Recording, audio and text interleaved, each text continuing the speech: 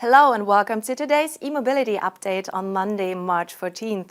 This is the news kicking off the new week. Xpeng is bringing the P5 sedan to Europe. Rivian is ramping up production but pays a high price. And Mercedes presents a global strategy to recycle EV batteries.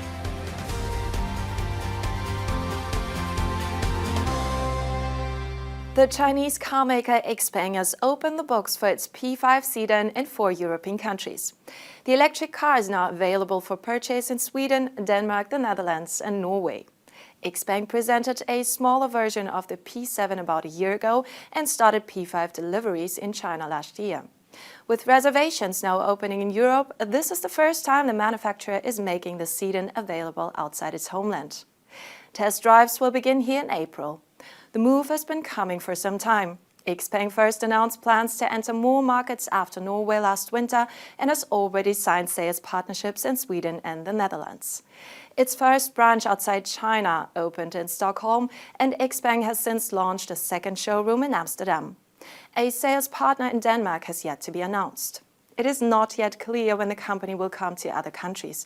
Xpeng said that P5 would speak to a new customer base in Europe and added that it intends to be a long-term player in Europe. Over to the United States, where Amazon partner Rivian has published its 2021 sales figures. Ramping up their pickup truck production is costing the company dearly. Losses increased to nearly $2.5 billion last quarter, up from just $353 million a year ago. This leaves a net loss of about $4.7 billion US, equivalent to 4.25 billion euros for the year just passed. Deliveries remain manageable. Rivian has already handed over 920 units of the R1T model in 2021. Each vehicle brings Rivian an average revenue of just under $60,000 based on the Q4 income of $54 million in total. Rivian also revealed more recent numbers to shareholders. The company has built 1,410 cars so far in 2022, about 140 vehicles per week. Rivian makes its pickup and the R1S SUV on the same line. Pre-orders for both vehicles stand at 83,000 units to date, but Rivian said it would make no more than 25,000 cars this year due to ongoing supply chain issues.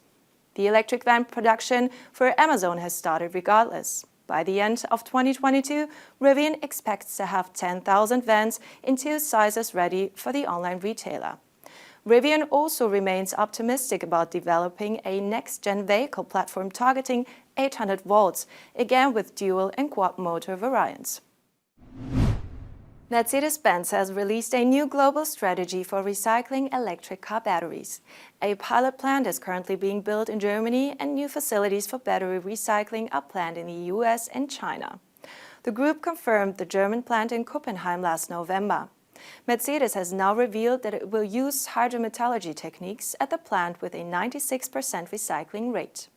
The move is hardly surprising since previous techniques involved burning some materials. Volkswagen relies on the same recovery procedure at its pilot plant in Salzgitter.